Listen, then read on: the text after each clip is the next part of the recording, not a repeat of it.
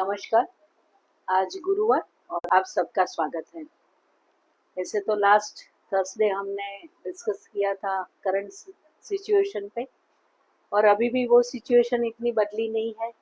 अभी भी युद्ध का ज्वर मतलब पूरा दुनिया को अमेरिका और इजराइल ने जो युद्ध के उसमें डाल दिया है वो अभी भी खत्म नहीं हुआ है। ट्रूस का सीज फायर की बात होती है पर उसका इम्प्लीमेंटेशन ने थोड़ा उसको एक्सटेंड कर दिया गया है, पर लोगों के जो हालात है वो ठीक नहीं हुए हैं। शायद सालों लग जाएंगे लोग अपने जीवन में नॉर्मलिटी की ओर जाने में। आज हम एक ऐसे विषय पे बात करने वाले हैं। हम सब जानते हैं महात्मा ज्योतिबा फुले को, उनकी जन्म की द्विशताब्दी 22 सेंटेनरी ऑफ ज्योतिबा फुले, महात्मा फुले की बर्थ सेंटेनरी मतलब 22 बर्थ सेंटेनरी को ऑब्जर्व करना हम शुरू किए हैं। 11 अप्रैल उनका दिन था, उसकी शुरुआत का। और हम सब जानते हैं कि ये पश्चिम भारत में महात्मा फुले का कितना बड़ा योगदान था हमारे देश की समाज सुधार की चळवळ मूवमेंट में, सोशल रिफॉर्म मूवमेंट में उन्होंने कितना कंट्रीब्यूट किया।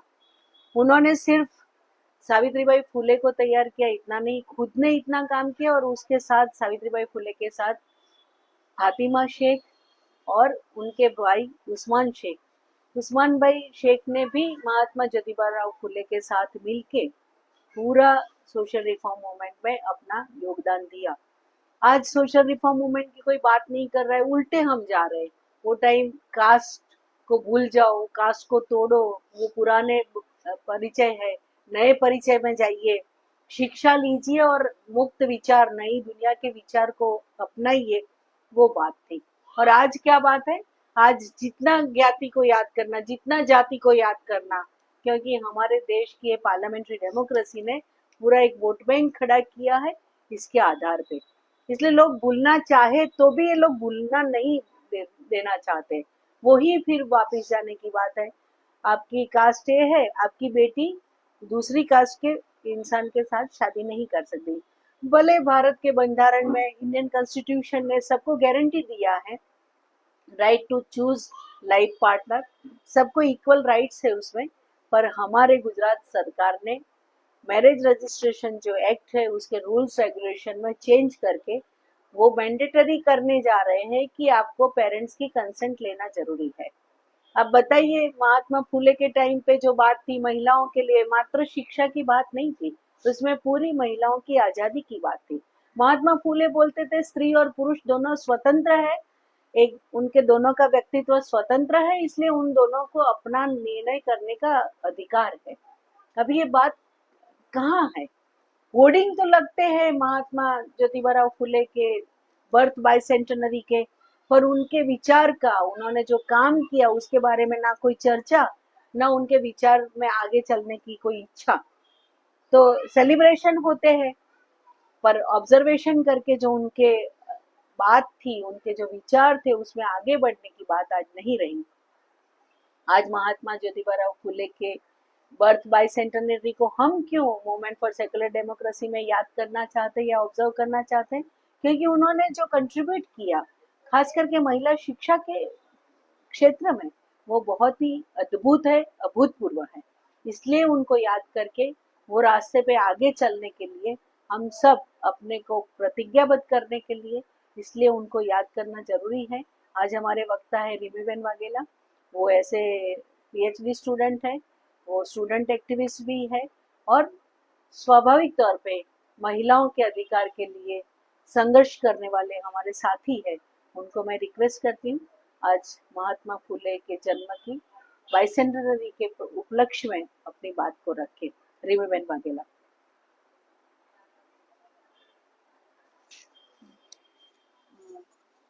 Good evening to all. Actually movement for secular democracy में मुझे बात रखने का मौका मिला, इसलिए मैं movement for secular democracy MHD का शुक्रिया अदा करती हूँ।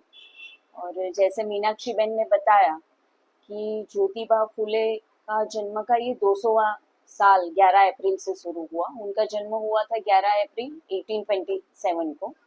नेक्स्ट ईयर 200 साल कंप्लीट होंगे। तो पूरे देश में लोग याद कर रहे हैं, बहुत सारी स्कूल कॉलेजेस में, खास करके महाराष्ट्र में जो उनकी कर्म भूमि है वहां पर भी लोग बड़े पैमाने पर उनको याद करने की कोशिश कर रहे हैं। लेकिन मुझे लगता है कि जब हम एमएसडी के प्लेटफॉर्म से ज्योतिबा फुले की बात कर रहे हैं तो हमारी बात और बाकी जो लोग जो याद कर रहे हैं वो बात में कुछ ना कुछ अंतर तो होगा। तो ये अंतर क्या है, क्यों हमें याद करना चाहिए? तो मुझे लगता है कि जहाँ पे ज्योतिबा फुले, सावित्री फुले या उनके पहले राजा राम मोहन रॉय और उनके कंटेम्पररी ईश्वर चंद्र विद्यासागर, यहाँ पे नर्मद करसनदास मुर्जी, ये सब जो सारे सोशल रिफॉर्मर जो थे, जिन्होंने उस समय पर जो सिचुएशन थी उस सिचुएशन में मतलब पूरा जो चैलेंजिंग सिचुएशन था वो सिचुएशन में उस समय की जो सामाजिक परिस्थिति थी उसके सामने डटकर खड़े रहकर उन्होंने जो रास्ता चुना, मुझे लगता है कि उस रास्ते पर हम लोगों को आगे बढ़ने की जरूरत है। जहाँ पे वो रुके थे उससे थोड़ा सा और 4 कदम आगे बढ़ने की जरूरत है। इसीलिए हम लोग ये सारे सोशल रिफॉर्मर को याद करते हैं। ज्योतिबा फुले को मैं जितना समझती हूँ, मैं जितना उनके बारे में बहुत ज्यादा नहीं पढ़ा है, लेकिन जितना भी उनके बारे में पढ़ाई की है या जितना भी उनकी मूवमेंट को जाना है, पहचाना है, मुझे लगता है कि भारत का जो नवजागरण आंदोलन है, अगर उसकी भूमिका में हम महात्मा ज्योतिबा फुले को अगर नहीं देखेंगे, नहीं समझेंगे, तो मुझे लगता है कि उनको ठीक से हम लोग समझ नहीं पाएंगे। तो यूरोपियन रेनेसा, वो रेनेसा का इम्पैक्ट जो हमारे भारतीय समाज पे जो हुआ और उसमें ये जो सारे लोग आए, मुझे लगता है कि ये जो सारे लोग थे जो मैंने नाम लिया, राजा राम मोहन रॉय, तो pioneer of Indian Renaissance, Ishwar Chandra Vidyasagar तो first modern man of India, और उन्हीं के आसपास के समय में पश्चिम भारत में ज्योतिबा फुले और हमारे गुजरात में नर्मद। तो ये सारे जो लोग थे, मुझे लगता है कि वो अपने समय की पैदाइश थे। अगर वो समय नहीं होता तो समय की पैदाइश के तौर पर ये लोग हमें नहीं मिलते। तो जब भी हम इन लोगों की बात करते हैं, मुझे ये बहुत ही इम्पोर्टेंट लगता है कि उस समय के परिप्रेक्ष्य में हमें इन लोगों को देखना चाहिए। अगर उस समय की बात हम नहीं करेंगे तो ठीक से हम इनको जान नहीं पाएंगे, समझ नहीं पाएंगे। तो रेनेसा, मतलब यहाँ पर तो जो लोग बैठे हुए हैं वो सब लोग जानते हैं कि रेनेसा क्या है, क्या था। एक जो डार्क एज में जो पूरा एशिया और यूरोप जो पूरा जकड़ा हुआ था, और ऐसा जकड़ा हुआ था कि आज हमारे लिए वो कल्पना भी करना, उसे इमेजिन भी करना, वो भी हमारे लिए मुश्किल है। जैसे 400 साल पहले, 425 साल पहले ब्रूनो करके एक इंसान हुए, साइंटिस्ट नहीं बोल सकते लेकिन साइंटिफिक बेंट ऑफ माइंड रखने वाले एक इंसान हुए, जिन्होंने कॉपरनिकस का जो स्टडी था उसको स्टडी करते हुए उन्होंने ये बताया कि ये जो हमारा प्लेनेट जो है, पृथ्वी जो है, वो सूर्य के आसपास घूम रहा है, ना कि सूरज जो है वो पृथ्वी के आसपास घूम रहा है। आज ये छोटी सी जो बात है वो हम ऑब्जेक्टिव क्वेश्चन में हम लोग टिक मार्क करके पास कर लेते हैं, लेकिन सिर्फ इतना बोलने के लिए ब्रूनो को उल्टा करके उसे जिंदा जलाया गया। तो ये था रेनेसा कि जो पूरा धर्म की बेड़ियों में जो पूरा समाज जकड़ा हुआ था, वो बेड़ी को तोड़कर इंडिविजुअलिज्म या मेरे या ईश्वर के बीच में कोई राजा नहीं है, तो लॉजिक जहाँ पे पैदा हुआ, रीजनिंग जहाँ पे पैदा हुआ, मेरा खुद का एक अस्तित्व है, मैं भी खुद एग्जिस्ट करता हूँ, वो जो बात जो आई, सिर्फ राजा और ईश्वर नहीं है, एक इंसान के तौर पर मैं भी ये समाज में एग्जिस्ट करता हूँ, ये जो सारी जो बात आई, तो ये बात रखने के लिए बहुत सारे लोगों ने अपने जीवन की कुर्बानी दे दी।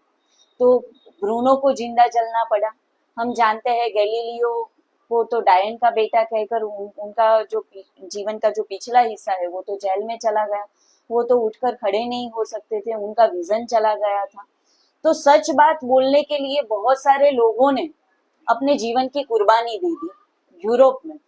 तो हम ये भी जानते हैं कि कॉन्स्टेंटिनोपल का जो फॉल डाउन हुआ और उसकी वजह से जो दुनिया ने नए रास्ते खोजे, सिर्फ रास्ते ढूंढे ऐसी बात नहीं है, लेकिन रास्ते ढूंढने के साथ साथ ऐसी बहुत सारी साइंटिफिक डिस्कवरी भी हुई, जो डिस्कवरी मतलब हम ये बल्ब मतलब लाइट इलेक्ट्रिसिटी वो आना वो कितनी बड़ी बात थी। नर्मद का जो समय है वो नर्मद का समय मतलब ये जो माचिस जिसे हम बोलते हैं तीली, उसका आना भी कितना बड़ा इन्वेंशन था। तो ये जो डार्क एज से ये जो रेनेसा पीरियड में जो आने की जो बात है वो ऐसे ही अचानक नहीं हुआ। बहुत सारे साइंटिफिक इन्वेंशन हुए, बहुत सारे साइंटिफिक डिस्कवरीज हुई, यूरोप से एशिया तक आने के लिए बहुत सारे रास्ते भी ढूंढे गए। तो ये जो सारी जो बात है उस समय में इंग्लिश एजुकेशन का इंट्रोड्यूस होना, हमारे देश में ब्रिटिशरों का आना, ब्रिटिशर्स के आने के बाद हमारे देश में, हालांकि उन्होंने एजुकेशन इसलिए दिया था ताकि वो क्लार्क पैदा कर सके, उनका जो एडमिनिस्ट्रेशन था वो एडमिनिस्ट्रेशन जो है वो ठीक ढंग से चल पाए, तो उन्होंने अपने अपने पर्पस के लिए उन्होंने थोड़ा बहुत एजुकेशन हमारे देश में जो इंट्रोड्यूस किया। उससे पहले कौन सा एजुकेशन था, तो हम जानते हैं उससे पहले जो था वो एजुकेशन एक रिलीजियस एजुकेशन था। तो रिलीजियस एजुकेशन जो था वो रिलीजियस एजुकेशन में कोई लॉजिक की बात नहीं थी, कोई रीजनिंग की बात नहीं थी, उसमें सिर्फ ईश्वर और राजा की जो भी आज्ञा हो उसका पालन करने की बात थी। तो उसके सामने जब इंग्लिश एजुकेशन आया, इंग्लिश एजुकेशन मतलब इंग्लिश लैंग्वेज का एजुकेशन की मैं बात नहीं कर रही, मॉडर्न एजुकेशन जब आया, तो जब वो मॉडर्न एजुकेशन जब लोगों के पास पहुंचा, बहुत ही छोटे हिस्से के पास ये एजुकेशन पहुंचा था, उनमें से जिन्होंने ये एजुकेशन लिया वो समाज के लिए बोल पाए। तो उनमें से ही एक थे राजा राम मोहन रॉय। हम जानते हैं कि 1829 में मतलब 27 में ज्योतिबा फुले का जन्म होता है, लेकिन 1829 में सती एबोलिशन एक्ट, हम ये भी जानते हैं कि राजा राम मोहन रॉय तो फिर से वापस हमारे देश में लौट भी नहीं पाए। उनका मतलब मेमोरियल जो है वो तो ब्रिस्टल में है, वो तो वहां पे गए और उस समय पर मतलब ये भी हम लोग जानते हैं कि उन्होंने अपने सिस्टर इन लॉ, अपने भाभी को अपने नजरों के सामने जिंदा जलते हुए देखा, बचा नहीं पाए, और उन्हें ये लगा कि कहाँ ऐसा लिखा हुआ है, मतलब कौन सा ऐसा धर्म है जो महिलाओं को जिंदा जलाने की बात करता है, तो ऐसे धर्म को तो हमें फॉलो नहीं करना चाहिए। तो राजा राम मोहन रॉय के सामने जो सबसे पहले खड़े हुए और बहुत ताकत के साथ खड़े हुए वो तो उनके माँ थे, लेकिन फिर भी उस समय की जो सच्चाई जो थी वो सच्चाई राजा राम मोहन रॉय के पास थी। तो माँ के खिलाफ जाकर भी उस समय का जो सारे जो रिलीजियस रिचुअल्स थे उसके खिलाफ जाकर भी उन्होंने सती एबोलिशन एक्ट के लिए उन्होंने पूरा कोशिश किया। मैं ज्योतिबा फुले की बात करने से पहले मैं राजा राम मोहन रॉय और ईश्वर चंद्र विद्यासागर की बात बता रही हूँ ताकि हमें पता चले कि ये अचानक पैदा नहीं हुए थे। ऐसा नहीं था कि उस समय पर भगवान को इच्छा हो रही थी कि अच्छे अच्छे इंसान को इस धरती पर भेजे, तो इसीलिए राजा राम मोहन रॉय आए, इसीलिए ईश्वर चंद्र विद्यासागर आए, इसीलिए महात्मा फुले आए, और आज भगवान को इच्छा नहीं हो रही इसीलिए आज ऐसे लोग पैदा नहीं हो रहे हैं। ऐसी इसीलिए मैं नहीं बता रही हूँ, मैं बता रही हूँ कि जितने भी लोग पैदा हुए वो उनके जो पुरोगामी जो थे उनके कंधे पर चढ़कर वो लोग आए, और हमें भी जो आने वाले दिनों में करना है तो हमें उनके कंधों पर चढ़कर हमें आने वाले दिनों को देखना है। तो सती एबोलिशन एक्ट तो आया, तो उस समय हम लोग महिलाओं की सिचुएशन जानते हैं कि 8, 9, 10 साल की लड़कियां, बच्चियां बोलेंगे, लड़कियां भी नहीं बोल सकते, वो बच्चियों की शादी हो जाती थी 40 साल, 50 साल, 60 साल के पुरुषों के साथ। स्वाभाविक तौर पर जिसकी उम्र ज्यादा होगी उनकी डेथ भी पहले होंगी, तो मर जाते थे पुरुष, तो छोटी छोटी बच्चियां विधवा हो जाती थी। तो सती एबोलिशन एक्ट तो आ गया, अब तो सती नहीं कर सकते, लीगली मतलब सती होना प्रतिबंधित है, लेकिन ये जो छोटी बच्चियां जो विधवा हो रही है तो ये छोटी बच्चियों का क्या करेंगे। तो बंगाल में ईश्वर चंद्र विद्यासागर आया, तो विद्यासागर ने सबसे पहले ये बात बताई कि जो विधवा महिलाएं जो है उनका जीवन भी एक साहजिक तौर पर होना चाहिए। और ईश्वर चंद्र विद्यासागर ने पश्चिम बंगाल में ये पूरी मूवमेंट चलाई और फिर विडो रीमैरिज का एक्ट भी वेस्ट बंगाल में वो पास हुआ। तो मतलब विद्यासागर के जन्म के एग्जैक्ट नहीं पता, लेकिन 6-7 साल के बाद महाराष्ट्र में ज्योतिबा फुले का जन्म होता है। तो जब ज्योतिबा फुले का जब जन्म हो रहा है तब उस समय पर ऑलरेडी कुछ कुछ जगह पर मॉडर्न एजुकेशन देने की बात आ चुकी है। 1857 का रिवॉल्ट, जिसे हम फर्स्ट वॉर ऑफ इंडिपेंडेंस बोलते हैं, उसे अभी थोड़ा सा समय बाकी है ज्योतिबा फुले का जब जन्म हो रहा है उस समय में। लेकिन कुछ कुछ जगह पे ये बात आ चुकी है मॉडर्न एजुकेशन की, इंग्लिश एजुकेशन की। तो कुछ कुछ जो मिशनरीज जो ऑर्गेनाइजेशन थे वो हमारे देश में आकर, हालांकि उनका भी इंटेंशन कुछ अलग हो सकता है, लेकिन उन्होंने महाराष्ट्र में, वेस्ट बंगाल में कुछ कुछ जगह पे उन लोगों ने कुछ हिस्सों के लिए उन्होंने कोशिश की कि मॉडर्न एजुकेशन लोगों को दिया जाए। तो वो जब मॉडर्न एजुकेशन दे रहे हैं, ऐसे ही एक मिशनरी के घर पे ज्योतिबा फुले के एक दीदी, जो भी एक बाल विधवा थे, सगुणाबाई, वो सगुणाबाई एक मिशनरी के घर पर रहकर उनके बच्चों को संभालने का काम करते थे। और उन्होंने देखा कि कैसे इंग्लिश एजुकेशन जो है वो हमारे जीवन में परिवर्तन को लाने के लिए एक वन ऑफ द फैक्टर बन सकता है। तो ज्योतिबा फुले का जन्म हुआ, वो तो बहुत छोटे थे, उनकी छोटी सी उम्र में उनकी माँ का देहांत हो गया था। सगुणाबाई ने ही ज्योतिबा फुले को पाल पोस कर बड़ा किया। और ज्योतिबा फुले जो मतलब सगुणाबाई जो थे, जो एक मिशनरी के घर पर उनके बच्चों को संभालने का काम करते थे, वो थोड़ा बहुत अंग्रेजी पढ़ना लिखना वो थोड़ा सा जान चुके थे।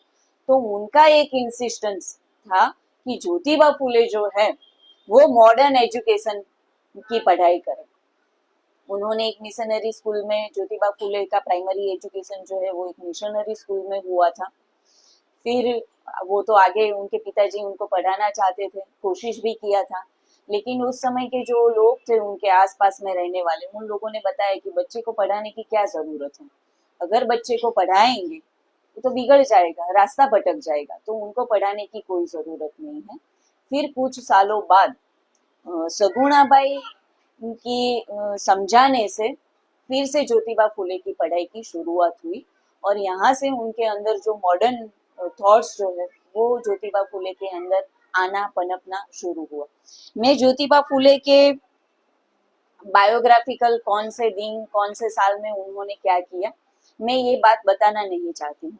मैं ये बताना चाहती हूँ कि कैसे उस समय में, मैं सिर्फ 2 छोटे से किस्से आपको बताऊंगी ताकि हम लोग ये रिकलेक्ट कर पाए कि उस समय पर ये काम करना कितनी बड़ी बात होगी। जैसे ज्योतिबा फुले ने कास्ट डोमिनेशन जो था, और उस समय में हमारे देश में जो छुआछूत का जो सवाल था उसके खिलाफ ज्योतिबा फुले ने कैसे डटकर उसके सामने आवाज उठाई। ये कास्ट डोमिनेशन क्या हो सकता है उसका एक छोटा सा एग्जाम्पल मैं देना चाहती हूँ। विशाखा रिकमेंडेशन के बारे में आप सबने, हम सबने सुना है। और जो भौरी देवी करके राजस्थान में जो गैंगरेप का जो इश्यू हुआ था, भौरी देवी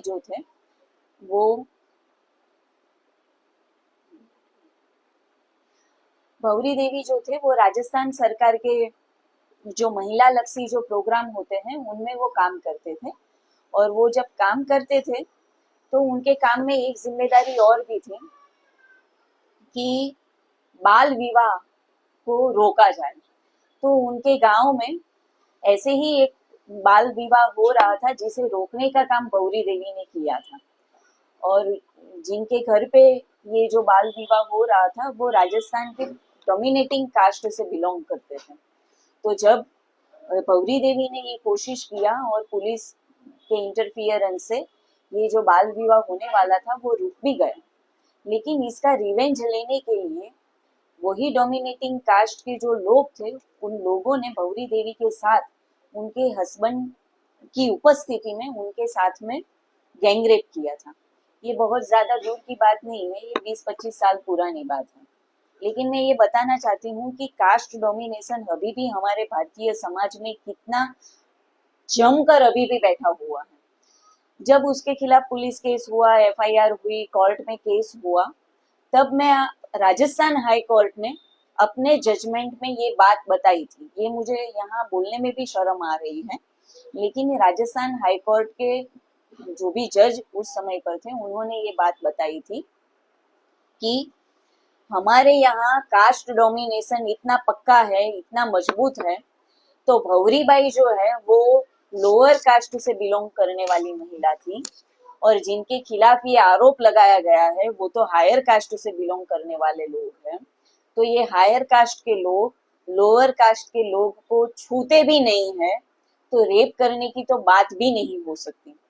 तो उन्होंने ये जो पूरा मामला था, राजस्थान हाईकोर्ट ने ये पूरा खारिज कर दिया। इसके साथ एक दो और रीजन दिए थे कि हमारे यहाँ पे जो फैमिली सिस्टम है वो भी इतना स्ट्रांग है कि मतलब पिता की उपस्थिति में उसका बेटा कैसे रेप करेगा। तो ये 2-3 रीजन देकर राजस्थान हाईकोर्ट ने ये जो पूरा मामला जो है वो पूरा खारिज कर दिया था। तो ये 20-25 साल पुरानी बात है। आज भी जो मीनाक्षी बहन ने बताया है कि कास्ट तो खत्म होनी चाहिए, लेकिन जैसे अभी मतलब हम जैसे कास्ट में और उसके अंदर डूब रहे हैं, ऐसी स्थिति आज भी है। तो उस समय में कास्ट के डोमिनेशन के खिलाफ लड़ना वो ज्योतिबा फुले के लिए कितना मुश्किल होगा, ये राजस्थान हाईकोर्ट का ये जो जजमेंट है, इतना डेरोगेटरी, इतना एंटी वीमेन, ये राजस्थान हाईकोर्ट के जो जजमेंट है, इससे हम लोग समझ सकते हैं कि वो जज के दिमाग के अंदर भी कास्ट कितना जड़ जमा कर बैठा हुआ होगा। कोई उनको मतलब ये गैंग रेप के इश्यू में, ऐसे इंसिडेंट में भी वो कास्ट को देखकर अपना जजमेंट दे रहे हैं। तो आज से 200 साल पहले कास्ट का डोमिनेशन कितना होगा। तो ज्योतिबा फुले का जो कंट्रीब्यूशन है, जो पहले भी मीनाक्षी बहन ने बताया, खास करके महिला शिक्षा को लेकर, 1 जनवरी 1848 महाराष्ट्र में पहला स्कूल बच्चियों के लिए, और ऐसी बच्चियों के लिए जिसे हम समाज में पिछला हिस्सा या पिछला तबका जो बोलते हैं, वहां से आने वाली बच्चियों के लिए उन्होंने पहला स्कूल खोला। और 4-5 साल के बाद ऐसी सिचुएशन हो गई कि जितने भी गवर्नमेंट स्कूल थे, वो गवर्नमेंट स्कूल से ज्यादा ज्योतिबा फुले के स्कूल की संख्या हो गई। और उस समय पे स्कूल खोलना, एक तो बच्चियों के लिए स्कूल खोलना, और वो भी पिछले तबके से आने वाले लोगों के लिए स्कूल खोलना, ये कोई आसान बात नहीं थी। तो स्कूल तो खोल दिया, लेकिन बच्चियों को पढ़ाएगा कौन, बच्चियां आएगी कैसे। तो उन्होंने सबसे पहले ज्योतिबा फुले का एक और कंट्रीब्यूशन जो सबसे इम्पोर्टेंट है, उन्होंने अपने जीवन साथी को पढ़ाया, सावित्री फुले को। उस समय पर महिलाओं के लिए शिक्षा लेना मतलब वो तो पाप माना जाता था, और उस समय में अपने जीवन साथी को पढ़ाना, उनका भी मतलब बहुत ही कम उम्र में ज्योतिबा फुले की शादी हो गई थी सावित्री फुले के साथ। तो वो अपने फैमिली मेंबर्स के खिलाफ जाकर सावित्री फुले को पढ़ाना, फिर सावित्री फुले को बच्चियों की स्कूल में शिक्षा देने के लिए उनको बताना कि कोई टीचर तो नहीं आएंगे यहाँ पे पढ़ाने के लिए, तो आपको ही ये बच्चियों को पढ़ाना होगा। तो सावित्री फुले, फातिमा शेख, उन्होंने पहले टीचर्स एजुकेशन की उन्होंने ट्रेनिंग भी ली पुणे में। ट्रेनिंग लेने के बाद उन्होंने बच्चियों को पढ़ाने का काम भी किया। जब वो बच्चियों को पढ़ा रहे थे, तब ज्योतिबा फुले के पिताजी ने बोला कि अगर आप बच्चियों को पढ़ाना चाहते हो तो मेरे घर में रहने के लिए जगह नहीं है। तो ज्योतिबा फुले के पिताजी ने कुछ समय तक अलाउ किया, लेकिन फिर जब चारों ओर ये बात की चर्चा होने लगी कि बच्चियों को पढ़ा रहे हैं, मतलब समाज के पिछले तबके के जो लोग हैं उनकी बच्चियों को पढ़ा रहे हैं, तो इन बच्चियों को पढ़ाने से तो हमारा जो धर्म है वो धर्म नष्ट हो जाएगा, भ्रष्ट हो जाएगा, और लड़कियां, ये बच्चे, ये हमारे हाथ में नहीं रहेंगे, पढ़ाई करना ही पाप है। तो ये सारी बातों की चर्चा जब होने लगी, तब ज्योतिबा फुले के पिताजी ने उन्हें बता दिया कि या तो बच्चियों की स्कूल रहेगी या तो आप मेरे घर में रहेंगे। तो ज्योतिबा फुले ने कहा कि बच्चियों की स्कूल तो रहेगी, घर छोड़ दूंगा। तब ज्योतिबा फुले को किसी ने घर में, अपने घर में जगह दी, तो वो फातिमा शेख और उस्मान शेख ने उन्हें जगह दी। भारत एक खोज श्याम बेनेगल का मतलब यूट्यूब पर अवेलेबल है, सीरियल बनाया हुआ है। जवाहरलाल नेहरू का डिस्कवरी ऑफ इंडिया, भारत एक दर्शन, उसी के ऊपर से ये बनाया हुआ है। उसमें ये 1 या 2 एपिसोड ज्योतिबा फुले पर भी है। तो ज्योतिबा फुले घर से निकल जाते हैं और सावित्री फुले से पूछते हैं कि क्या करना चाहेंगे आप, मेरे साथ आना चाहेंगे या फिर ये घर में रहना चाहते हैं। तो मेरे जीवन साथी घर छोड़ रहे हैं इसीलिए सावित्री फुले को घर छोड़ना पड़ेगा, ऐसी बात नहीं है। वो भी बच्चियों को पढ़ाना चाहते थे, इसीलिए उन्होंने घर छोड़ा। तो फातिमा शेख और उस्मान शेख, फातिमा शेख का नाम नहीं लिया जाता है, लेकिन मुझे लगता है कि एमएचडी के प्लेटफॉर्म से फातिमा शेख और उस्मान शेख की बात करना बहुत ही इम्पोर्टेंट है। आज ना सिर्फ कास्ट का डोमिनेशन हमारे समाज में बढ़ रहा है, लेकिन कम्युनल डिवीजन भी हमारे समाज में बहुत बढ़ रहा है। तो उस समय में भारत की पहली महिला शिक्षिकाएं फातिमा शेख और उन्हीं के साथ में सावित्री बाई फुले, ये दोनों का नाम एक साथ ही लिया जाना चाहिए। एक का नाम लेंगे और दूसरे का नाम नहीं लेंगे, ये पॉसिबल ही नहीं है, क्योंकि दोनों ने साथ कंट्रीब्यूशन दिया था। दूसरा जो ज्योतिबा फुले का जो सबसे बड़ा जो कंट्रीब्यूशन है, एक वाटर करके फिल्म आई थी दीपा मेहता की। भारत में विधवा महिलाओं की स्थिति क्या थी, आज भी हम लोग जानते हैं कि घर में अगर कोई शुभ प्रसंग हो तो इतना ओपनली नहीं, लेकिन जो वीडियो है वो अपने आप चुपके से वहां से थोड़ा सा आगे पीछे हो जाएंगे, वहां पे नहीं बैठेंगे। क्यों? क्योंकि आज भी माना जाता है कि उनकी उपस्थिति से कुछ अशुभ होगा। तो वो महिलाएं इतना एजुकेशन होने के बाद भी, हम भी मतलब जैसे हम भी आंख बंद कर लेते हैं, अगर वो आगे पीछे चले गए तो हम भी जानबूझकर उन्हें बुलाएंगे नहीं। तो उस समय पर विधवा महिलाओं की स्थिति क्या थी? बाल उनके काट देना, उनके अंदर जीवन का कोई रस, रुचि, भाव या जीने की चाह ना रहे, उन्हें ऐसा खत्म कर देना, ना सिर्फ उनके बाल काट देना, उनके लिए मतलब उनका शरीर भी ठीक से नहीं होना चाहिए, तो उनको खाना भी करके एक कोने में रूखा सूखा देना है, कम देना है। उन्हें कपड़े भी ठीक से ढंग से नहीं पहनने हैं, सिर्फ सफेद कपड़े पहनने हैं। तो कैसे भी करके उनके अंदर जीवन की जो चाह है, वो चाह खत्म हो जानी चाहिए। लेकिन वही महिला, विधवा महिलाओं के साथ घर के जो बड़े बुजुर्ग होते थे उनका सेक्सुअल एक्सप्लॉयटेशन भी करते थे, उनके साथ रेप भी करते थे, और ये बात कभी बाहर नहीं आती थी, तेरी भी चुप मेरी भी चुप। तो ऐसी जो विधवा महिलाएं जो ऐसे ही सेक्सुअल एक्सप्लॉयटेशन की वजह से प्रेग्नेंट हो जाती थी, तो उनके पास 2 ही रास्ते रहते थे, या तो वो खुद मर जाए या फिर जो बच्चा पैदा होता था उसे मार डाले। ये 2 ही रास्ते उनके सामने बचते थे। तो ऐसी विधवा महिलाओं के लिए उन्हें सुसाइड ना करना पड़े, उन्हें कुएं में गिरकर अपनी जान ना गंवानी पड़े, उन्हें अपने बच्चे को जबरदस्ती मार ना देना पड़े, ऐसी महिलाओं के लिए, ऐसे बच्चों के लिए शिशु हत्या प्रतिबंधक गृह करके एक शेल्टर होम बोल सकते हैं, इसकी भी शुरुआत ज्योतिबा फुले और सावित्री फुले ने की थी। ये भी हमें मतलब ये आज मेरे लिए यहाँ पर बैठकर बोलना बहुत ही आसान है कि शिशु हत्या प्रतिबंधक गृह ज्योतिबा फुले ने खोल दिया, और वहां ऐसी विधवा महिलाएं आती थी जिनका सेक्सुअल एक्सप्लॉयटेशन हुआ हो, या फिर बच्चा पैदा करके वो वहां पे छोड़ के चली जाती थी। लेकिन आज से 150 साल पहले ये काम करना, जब विधवा महिलाओं के लिए मतलब जीना ही मौत के समान था, उस सिचुएशन में बच्चों को पैदा करना, बच्चे पैदा करके वहां पे उस शेल्टर होम में जाना, या फिर उनके खुद की आइडेंटिटी पब्लिक ना हो जाए, उस हिसाब से मतलब चोरी से चुपके से ये सारा काम करना।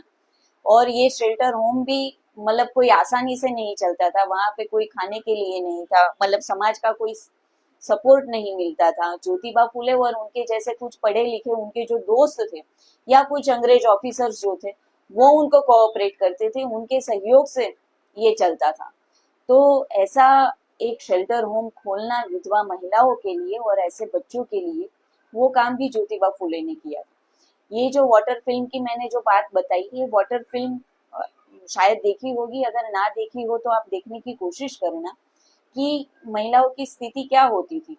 तो एक ये वाटर फिल्म में एक छोटा सा एक इंसिडेंट है, शायद देखने में थोड़ा सा लाइटर वे में लगे, लेकिन एक बूढ़ी औरत है, दिखने में वो 75-80 साल की दिखेगी, लेकिन मरने से पहले उसकी एक ही ख्वाहिश है कि उसे खाने के लिए लड्डू मिले।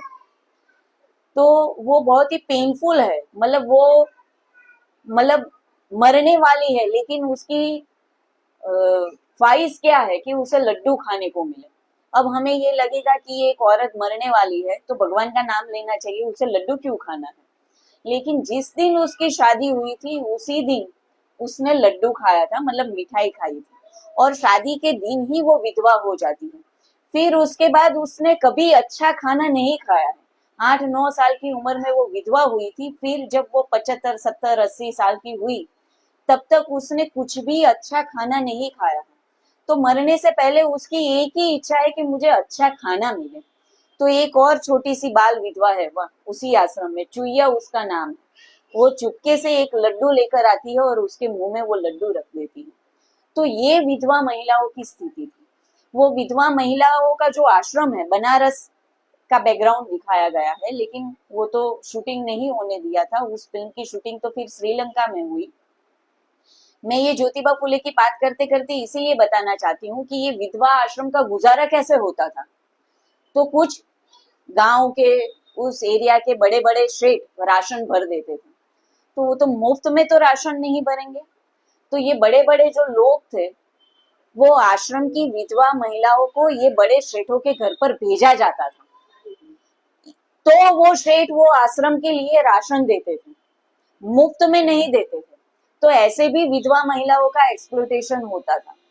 तो वो विधवा आश्रम से जो कम उम्र की या जो युवा महिलाएं हैं, उनको भेजा जाता था इन शेठों के घर पे। तो कौन लेकर जाता था? तो बीच में ये जो दलाल जो होते थे, वो दलाल ये शेठों के लिए ये औरतों को लेकर जाते थे। तो ये फिल्म में एक छोटा सा डायलॉग है, एक दलाल वो विधवा आश्रम में आकर बताता है, जो उस विधवा आश्रम की जो बड़ी उम्र में जो बड़ी महिला है उनको आकर बताता है, पूछता है कि आजकल गांधी के नाम के बहुत चर्चे हैं, गांधी का नाम सुना है? ये विधवा औरतें तो आश्रम से कभी बाहर नहीं जाती है, उन्हें तो बाहर आजादी आंदोलन चल रहा है, कोई गांधी आ रहा है और गांधी के लीडरशिप में मूवमेंट चल रहा है, ऐसा कुछ नहीं पता। तो ये जो एजेंट जो है, ये जो दलाल जो है, वो दलाल आकर पूछता है कि गांधी का नाम सुना है? तो ये देखिए, ये जो आश्रम की जो बड़ी उम्र वाली जो विधवा महिला है, वो एक ही सवाल पूछती है, गांधी क्या कोई बड़ा शेठ है? तो उनके दिमाग में गांधी कोई शेठ है जिसके घर पर भी हमें हमारी आश्रम की महिलाओं को भेजना है, उसके लिए पुरुष मतलब शेठ, और उस शेठ के घर पे उसकी हवेली पे हमें हमारे आश्रम की महिला को भेजना है, तो ही हमारे आश्रम में राशन आएगा। तो ऐसी विधवा महिलाओं की स्थिति थी। तो उस समय में मतलब विधवा महिलाओं के लिए और उनके बच्चों के लिए ये शेल्टर होम खोलना, तो हम समझ सकते हैं कि ज्योतिबा फुले ने कितने पत्थर खाए होंगे। सावित्री फुले तो पत्थर खाते ही थे, वो तो अपने बैग में, अपनी थैली में 2 जोड़ साड़ी लेकर निकलती थी, क्योंकि वो जब भी बच्चियों को पढ़ाने के लिए जाती थी तो उनके ऊपर पत्थर फेंके जाते थे, कादव कीचड़ उन पर फेंका जाता था, तो वो दूसरी साफ साड़ी भी अपनी थैली में लेकर जाती थी। तो ये जो इनका कंट्रीब्यूशन है, ज्योतिबा फुले और सावित्री फुले, ये बाइसेंटेनरी ईयर ज्योतिबा फुले का है, लेकिन सावित्री फुले का नाम लिए बगैर हम ज्योतिबा फुले की भी हम लोग बात नहीं कर सकते। तो ये चारों का नाम साथ में लेना होगा, ज्योतिबा फुले, सावित्री फुले, फातिमा शेख और उस्मान शेख, ये 4 का नाम अगर हम साथ में लेंगे तो ही हम ठीक से उनके कंट्रीब्यूशन को समझ पाएंगे।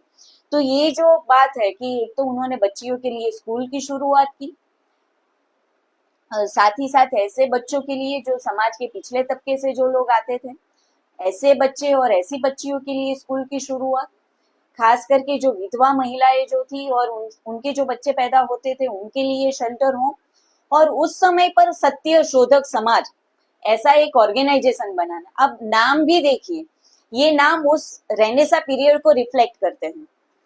सत्य शोधक समाज मतलब कैसा ऑर्गेनाइजेशन? ये ऑर्गेनाइजेशन भी ऐसा है जिसे सच की खोज करनी है, तो ऐसा ऑर्गेनाइजेशन। और ये सत्य शोधक समाज के लोग क्या थे? तो वो सर पे साफा बांधते थे, कंधे पर काले रंग का कंबल लेकर निकलते थे और ढोलक बजाते बजाते बस्तियों में जाते थे, और बस्तियों में जाके वो कैंपेन करते थे कि अपने घर की बच्चियों को पढ़ाओ। विधवा महिलाओं का दूसरी बार सामाजिक जीवन जीना वो बहुत ही नॉर्मल चीज है और हमें ये इम्प्लीमेंट करना चाहिए।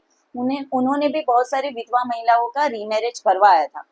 तो वो ये कंबल और ढोलक और साफा पहनकर बस्तियों में जाके वो जोर जोर से चिल्लाते थे। तो ये भी और उनका एक सबसे बड़ा कंट्रीब्यूशन है। और दूसरा जो कंट्रीब्यूशन है, उस समय जो जमींदारों की वजह से जो किसानों का एक्सप्लॉयटेशन होता था, और खास करके जो दलित वर्ग से आने वाले जो लोग हैं, हम जानते हैं कि आज से 150-200 साल पहले का समाज कैसा था। दलित समाज से आने वाले लोगों की परछाई भी समाज के सो कॉल्ड हायर कास्ट से बिलोंग करने वाले लोग हैं उन पर नहीं गिरनी चाहिए। वो जब रास्ते से निकले तब उनके कदमों के निशान भी नहीं रहने चाहिए, तो पीछे झाड़ू लगा हुआ होता था।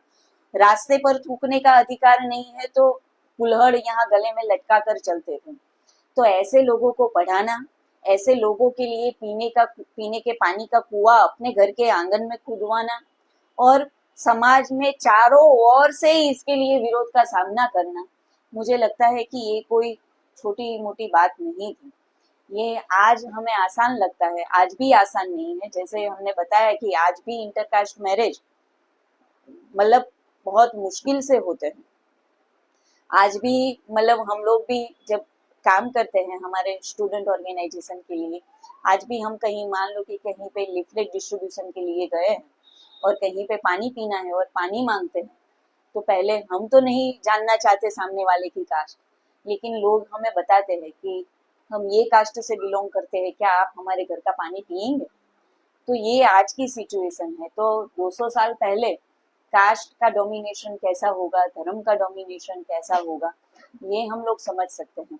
तो ये सिचुएशन में ज्योतिबा फुले, सावित्री फुले, फातिमा शेख और उस्मान शेख का कंट्रीब्यूशन है। दूसरा जो मैं बात बताना चाहती हूँ कि मुझे ये ज्योतिबा फुले और सावित्री फुले की मुझे ये बात बहुत ही अट्रैक्ट करती है।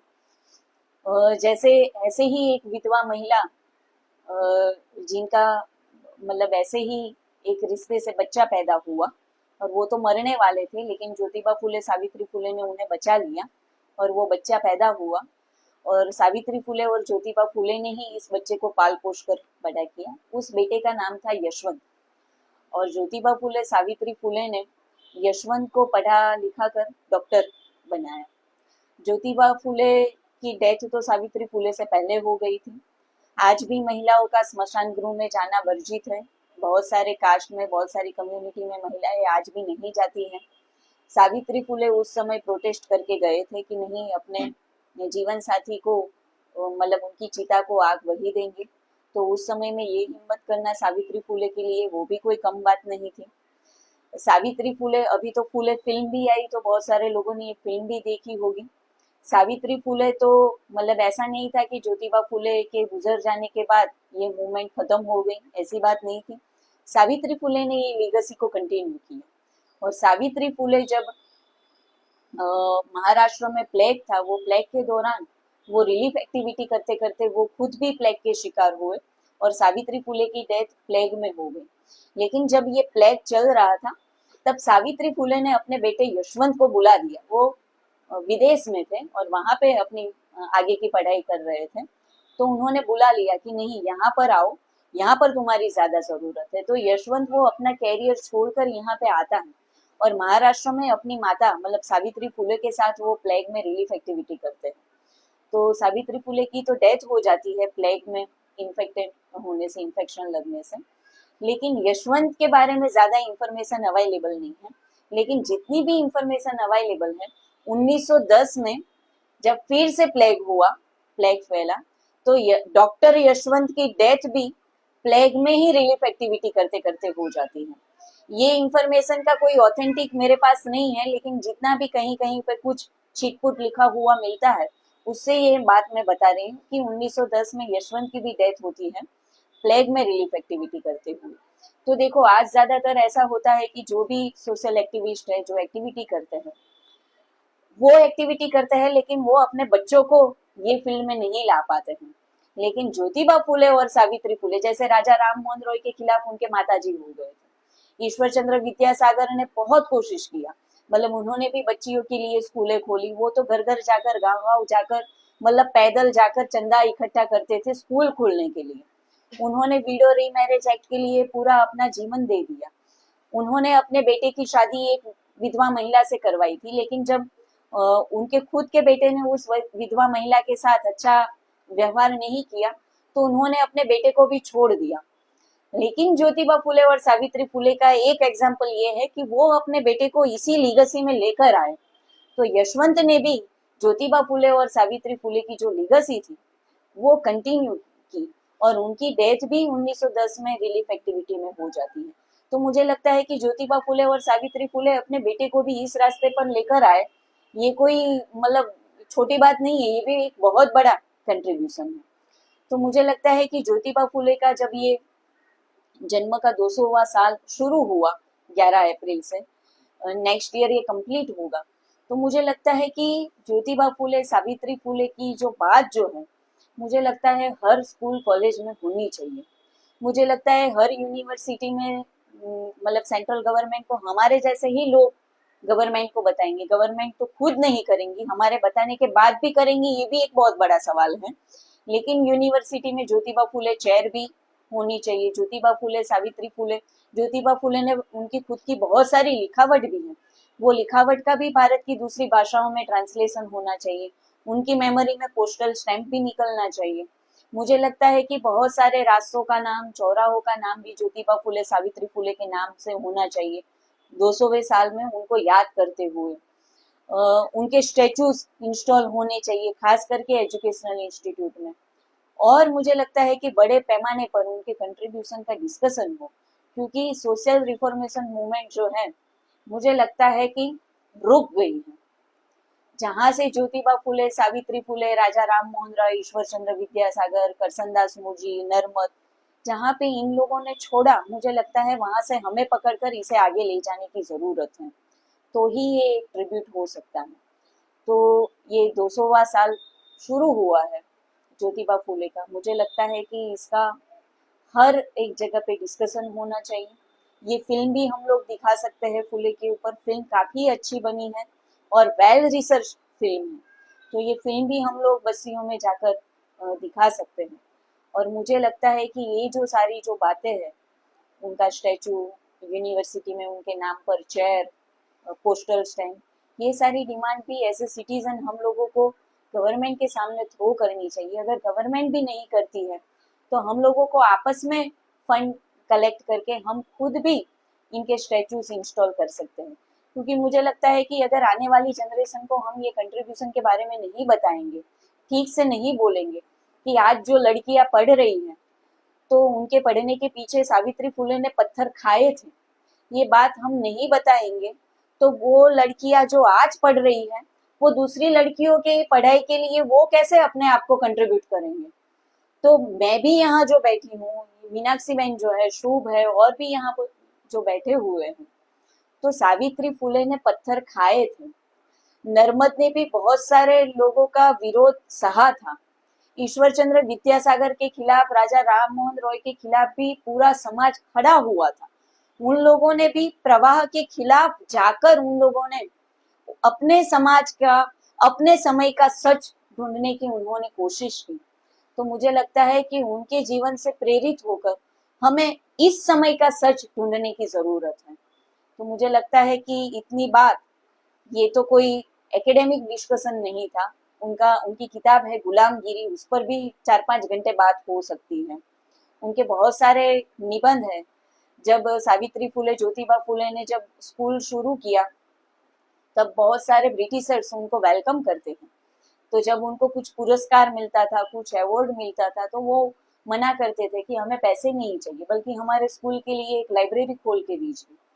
तो ऐसा जो उनका जीवन था, अपने खुद में उन्होंने खुद कमाई नहीं की। ज्योतिबा फुले पर तो अटैक करने के लिए भी लोग आए थे, उनको आज की भाषा में अगर हम बोलेंगे कि उनको मारने के लिए सुपारी दी गई थी। लेकिन ज्योतिबा फुले को जब वो लोग रात के समय पर मारने के लिए आए, तो ज्योतिबा फुले ने उनके साथ डिस्कशन किया कि मैं तो आपके बच्चों को पढ़ाना चाहता हूँ, आप क्यों मुझे मारना चाहते हो। तो जो मारने आए थे, मर्डर करने आए थे, वो भी उनसे कन्विंस हो गए और वो ज्योतिबा फुले के फॉलोअर बन गए। तो मुझे लगता है कि ये सारी बात लोगों के बीच में लेकर जाने की जरूरत है, तो ही हम लोग उनके बाइसेंटेनरी ईयर पर ज्योतिबा फुले को ठीक से ट्रिब्यूट दे पाए, ठीक से याद कर पाए, ऐसा हम कह पाएंगे। बस इतनी सी बात है, ये बात कहकर मैं अपनी बात खत्म करती हूँ।